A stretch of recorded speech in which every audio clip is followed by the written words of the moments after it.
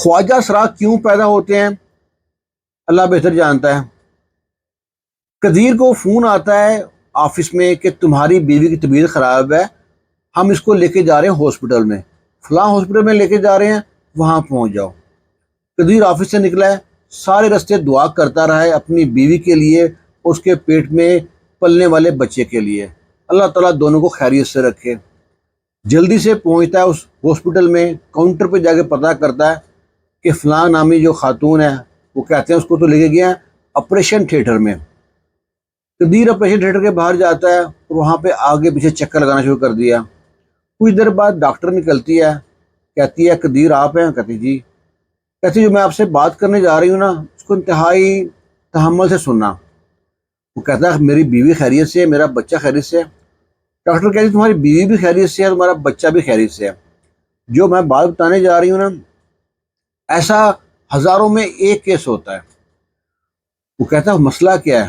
کہتا ہے اللہ تعالیٰ نے نہ تمہیں بیٹا دیا اور نہ تمہیں بیٹی دی ہے، تمہیں تیسری جو ہوتے ہیں نا جینڈل وہ دیا۔ وہ کہتا ہے وہ کون ہے؟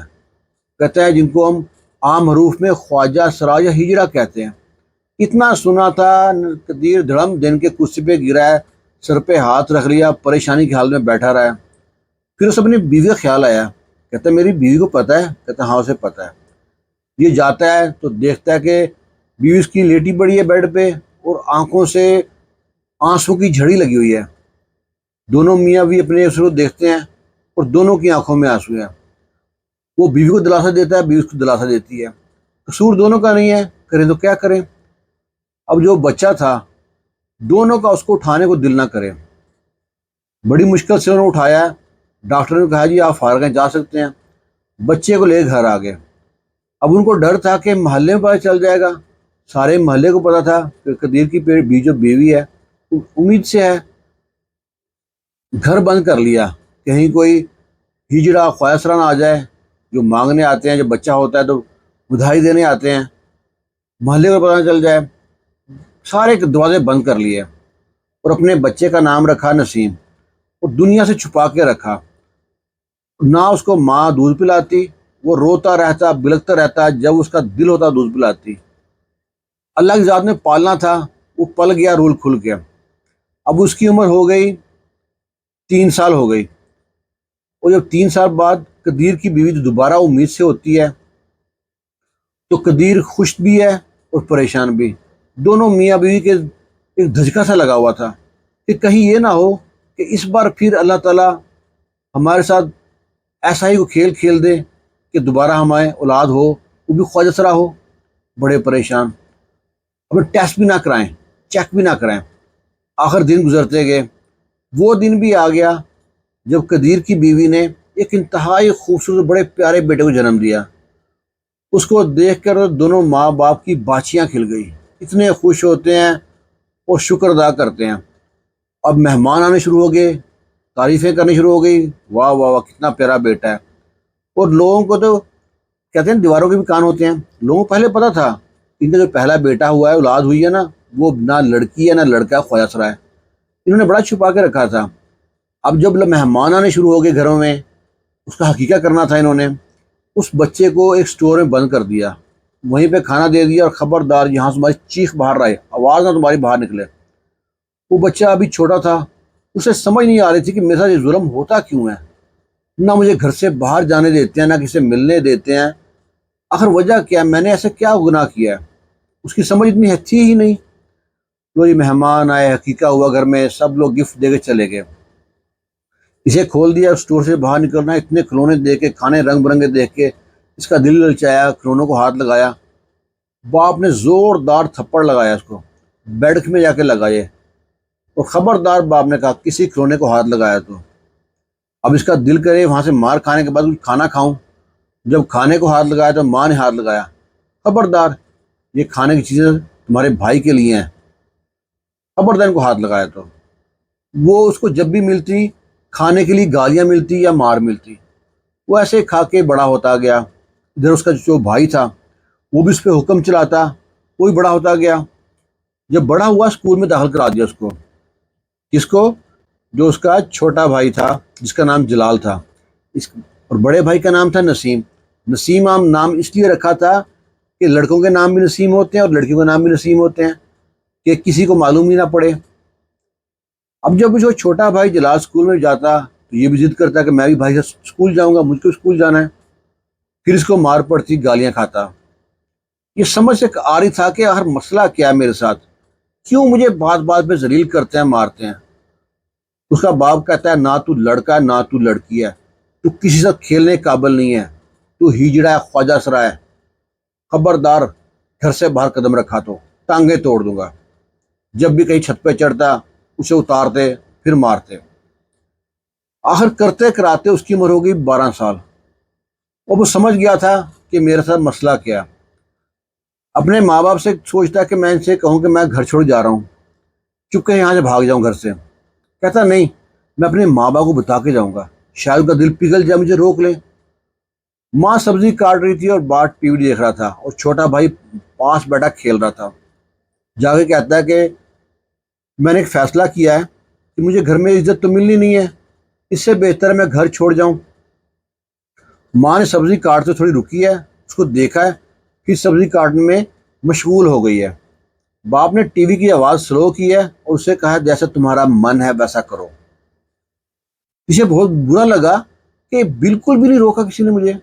اگر میں اولاد ہوں، مجھ میں کوئی نقص ہے تو اللہ کی طرف سے ہے، میں نے اپنے ساتھ کوئی مسئلہ تو نہیں کیا۔ آخر اس نے وہاں سے نکلنا ہی بہتر سمجھا، وہاں سے نکل پڑا۔ پہنچتا پہنچتا چلتا چلتا ٹرین کی پٹری کے پاس پہنچا ہے، دیکھتا ہے ٹرین آ رہی ہے اور طرف جا رہی ہے، جس طرف ٹرین جا رہی ہے وہاں تک چل پڑا۔ آگے اسٹیشن آ گیا، وہاں بیٹھا رہا، تھک کے چور ہو گیا تھا، پیدل چل کے آیا تھا، عادت نہیں تھی اس کو۔ اور وہاں اس کو بھوک لگائی، جیب میں ہاتھ ڈالتا ہے تو مشکل سے نا 30-40 روپے نکلتے ہیں۔ وہ ان سے وہاں پہ جو کیک لیتا ہے، چائے لیتا ہے، کھانا کھاتا ہے، کھانا کھا کے بڑا شکر ادا کرتا ہے۔ اب وہ ڈر لگ رہا ہے کہ شام ہو جائے گی، کیا کروں گا۔ جو رات بڑھ رہی ہے اس کے دل میں ڈر بڑھ رہا ہے۔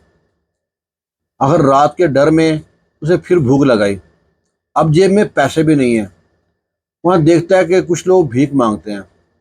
اس نے بھی اپنی شرم کو ایک سائڈ پہ کیا اور لوگوں کے آگے ہاتھ پھیلانا شروع کر دیا۔ جب اس نے دیکھا کہ اتنے پیسے لوگوں نے دے دیے ہیں کہ میں کھانا کھا سکتا ہوں، وہ پیسے لے کے آیا، کھانا کھا رہا ہے، بینچ پہ بیٹھ کے اپنے بارے میں سوچ رہا ہے، اور آنکھوں سے آنسو آئی جا رہے ہیں۔ اتنی دیر میں اس کے کندھے پہ کسی نے ہاتھ رکھا، کندھے پہ ہاتھ رکھا، اس نے پلٹ کے دیکھا، ایک اس کی جیسا جو آواز والا جو ہیجڑا ہے اس کے کندھے پہ ہاتھ رکھ کہتا ہے لگتا ہے کہ نئے نئے دھتکارے گئے ہو گھر سے، تمہاری جو ہے نا قدر ان لوگوں کو نہیں ہے، ہماری دنیا ہی دوسری ہے، آؤ تمہیں ان دنیا سے متعارف کراتا ہوں، اور میرا نام ہے سیما۔ اور سیما کے اوپر آگے سے نا سین ہٹا دو نا، پیچھے رہتا ہے ماں، اور آج کے بعد میں تمہاری ماں ہوں۔ تمہیں کچھ بھی چاہیے، کوئی بھی مسئلہ ہے، کوئی بھی تکلیف ہے، اپنی ماں کو بتانا ہے۔ تمہارا نام کیا ہے؟ وہ کہتا ہے میرا نام نسیم ہے۔ کہتا صحیح نام رکھا ہے تیرے ماں باپ نے، کسی کو شک بھی نہ پڑے، بڑے تیز تھے۔ اس کو لے کے جب گھر میں پہنچتا ہے نا، اس کے جیسے 15-20 اس گھر کے اندر تھے، کوئی عمر زیادہ تھا، کوئی چھوٹی عمر کا، کوئی ینگ تھا۔ سب نے اس کو دیکھ کے سب نے گلے سے لگایا، پیار کیا، سب نے اس کی جیب میں پیسے ڈالے، اس کی جیب میں کافی پیسے ہو گئے۔ پیسے، اتنے پیسے زندگی میں پہلی بار دیکھے اس نے، بڑا خوش تھا۔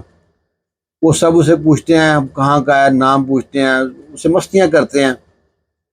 اگلے دن نا اس کی جو ماں ہوتی ہے وہ سب سے پہلے اس کو تالی مارنا سکھاتی ہے، کہتی ہے سب سے پہلا ہنر ہے ہمارا تالی مارنا، اگر یہ آ گیا تو سمجھ تو وہ ہماری لائن کا بندہ ہے۔ اور اسے پوچھتی بتا اب تالی مارنا سیکھ گیا ہے اور تیری کیا خواہش ہے؟ وہ کہتا ہے، نسیم کہتی ہے، یہ کہتا ہے کہ مجھ کو نا پڑھنے کا بڑا شوق ہے۔ وہ کہتے ہیں یہ تم نے اچھا شوق پالا ہے، ہمارے کام میں ناچنا گانا ٹھمکے لگانا، یہ پڑھنے والا شوق ہمارے فائدے کی چیز نہیں ہے۔ کہتا ہے ماں بھی تو کہا ہے نا آپ نے، تو ماں بن کے دکھاؤ۔ کہتا ہے وہ سیما کا دل پگھل گیا، اس کو ایک پرائیویٹ اسکول میں داخل کرا دیا، اس کا دھیان رکھتی، خود چھوڑ کے جاتی، خود لے کے آتی۔ حالات بڑے خراب ہیں نا۔ آخر وہ اچھے نمبروں سے اسکول میں ٹاپ کرتا گیا، 2 کلاسیں ایک ساتھ پڑھتا گیا، اور اپنی عمر سے پہلے اس نے میٹرک پاس کر لیا، عمر پہلے زیادہ ہو چکی تھی اس کی، میٹرک پاس کیا، پھر اس پرائیویٹ اسکول کالج میں اس کو داخلہ دے دیا، کہتا میں نے آگے پڑھنا ہے۔ وہاں پڑھنے کے بعد بی اے کیا، بی ایڈ کیا، ایم ایڈ کیا، ڈگری حاصل کی۔ اپنے پورے علاقے جام شوروں میں وہ اکیلا خواجہ سرا تھا جو پڑھا لکھا تھا۔ اب اس خواجہ سرا نے کہتا مجھ کو جاب کرنی ہے۔ اب اس کو کہتے ہیں کہاں جاب ملے گی، کوئی ادارہ مجھے جاب نہیں دے گا۔ ایسے کرتے کراتے ایک این جی او تھی، این جی او میں اس کو جاب مل گئی۔ این جی او فلاحی ادارے تھے، ان کے انڈر نا کافی سارے اولڈ ہاؤس تھے جہاں پہ بچے اپنے والدین کو چھوڑ جاتے ہیں۔ ان اولڈ ہاؤس کا کیئر کرنے والے، ان کا دیکھ بھال کرنے والے، ان کا حساب کتاب رکھنا سارا اس کے انڈر تھا۔ یہ کبھی کسی شہر میں جاتا اولڈ ہاؤس میں، وہاں وزٹ کرتا، گاڑی گوڑی تھی اس کے پاس، پروٹوکول تھا، بڑا پیسے والا بن گیا۔ اب یہ ایک بار جاتا ہے ایک اولڈ ہاؤس میں، جب وہاں پہ داخل ہوتا ہے تو اس کی نظر پڑتی ہے ایک بوڑھے پہ۔ یہ دیکھ کے حیران ہکا بکا، ایسے لگتا ہے جیسے اس کا باپ ہو۔ کہ اس کے پاس کیا کہتا ہے بابا، جب اس بندے نے اپنا چہرہ اوپر کیا نا تو کہتا ہے کون ہے تو بیٹی مجھ کو بابا کہنے والی؟ اب یہ کہتا ہے بابا مجھے پہچانا نہیں ہے، میں نے آپ کی اتنی گالیاں کھائی ہیں، اتنے تھپڑ کھائے ہیں کہ ابھی تک میرے جسم پہ چوٹ کے نشان ہیں۔